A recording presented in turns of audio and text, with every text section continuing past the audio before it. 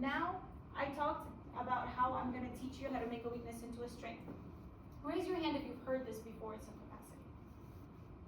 Great. Awesome. Do you feel like you're an expert in it? No. Okay. I mean, I don't either. But hopefully today we'll feel a little bit better about it, okay? So kind of mentally take a note on how you feel about yourself in terms of doing it now, and then we'll try it out, and then we'll see how we feel later.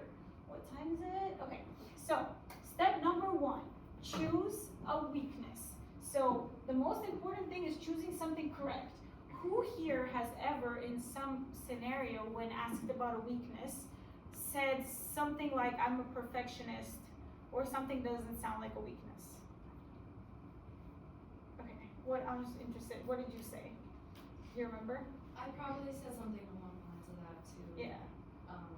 Yeah, like perfection. Yeah. And I mean, it's actually kind of true, right? Perfectionism is kind of a problem, but the issue with using that is it's like super overused, and people very often say stuff like that, so it seems disingenuous. So the first thing is you do want to be genuine, right? We're not trying to make you lie at all. We're just trying to help you believe yourself. So the first thing is choosing something genuine that you think is a weakness. Here we have an example. I sometimes have trouble delegating tasks.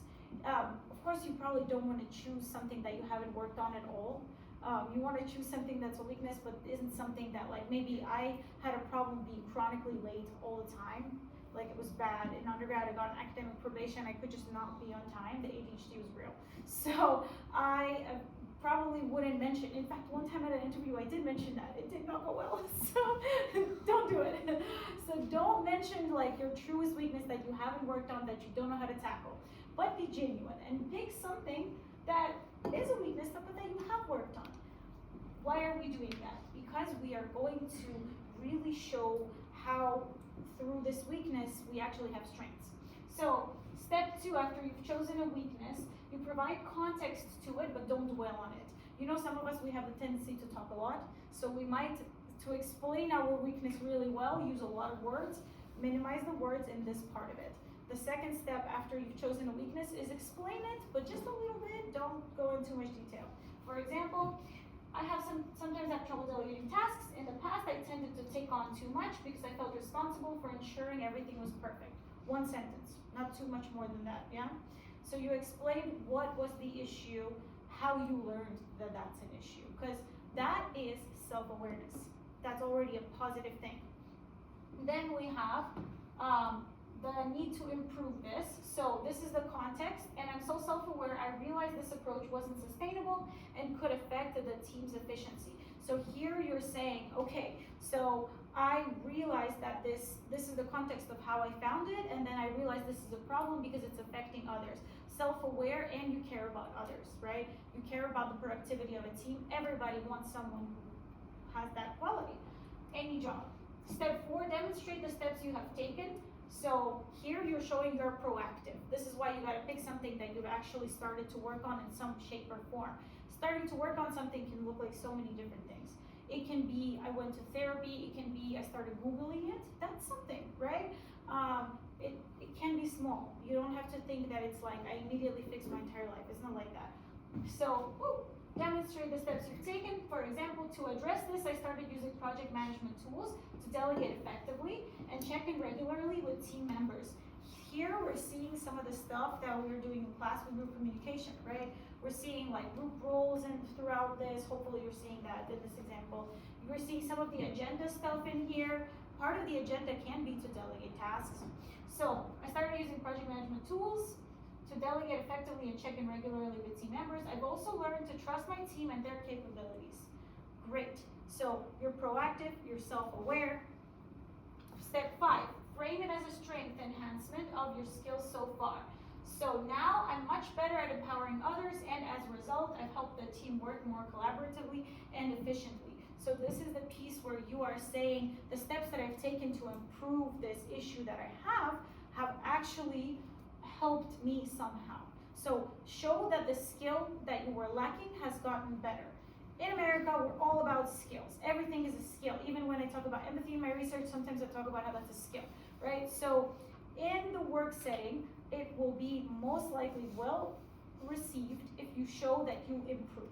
So if you can show I'm now much better at empowering others and I work collaboratively, blah, blah, blah. These are the impacts, the results that you were able to achieve from a weakness. That's a strength. Does that make sense? So here I have this weakness. I'm self-aware, I realized it. I have taken steps because I'm proactive, and actually my strengths are collaboration, right? So then this is the part that we're probably not going to do today, but you should definitely do. This is where research of the job matters. I could do a whole other class on how unfair it is as a job seeker to actually do the research on the job because they cut off access to that information. That's a whole other class topic. But ideally, you're able to find information on the job, like real information, you know, not just the things in the job description, but things that you really know they're seeking.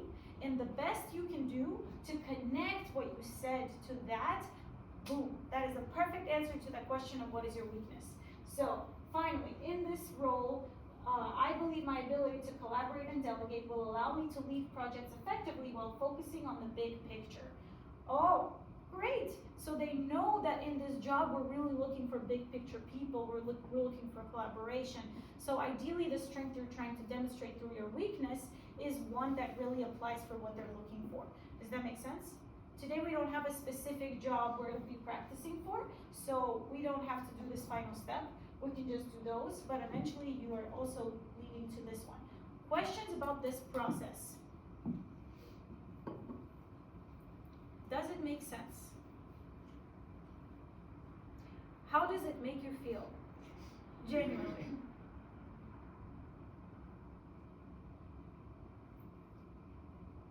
Yeah. I feel like it breaks it down, you know, like how you said, like framing your weakness. I feel like it just breaks it down in a way that makes it easier to understand how to communicate like that. Your weakness as a strength. Yeah, you really like formulating, right? Yes. Yeah. Any other thoughts?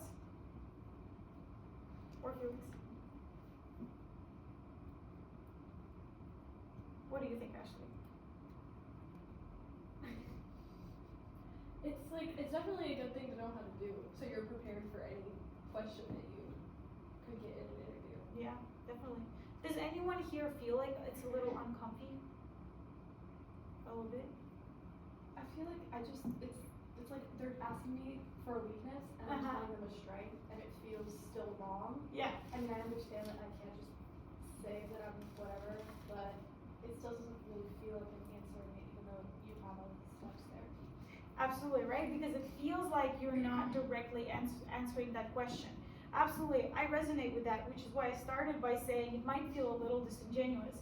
But that is the whole thing of the job market, at least in my experience.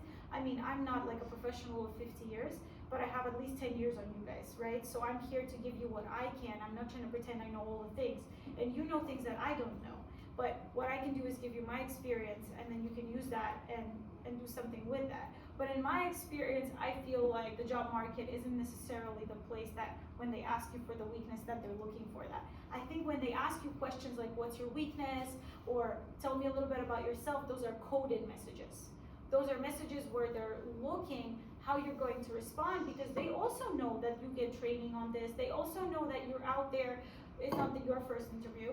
They know that they've seen lots of candidates. So the way that they ask is not always necessarily that they're asking to know the weakness. They're aware that people are not going to commit saying that, right?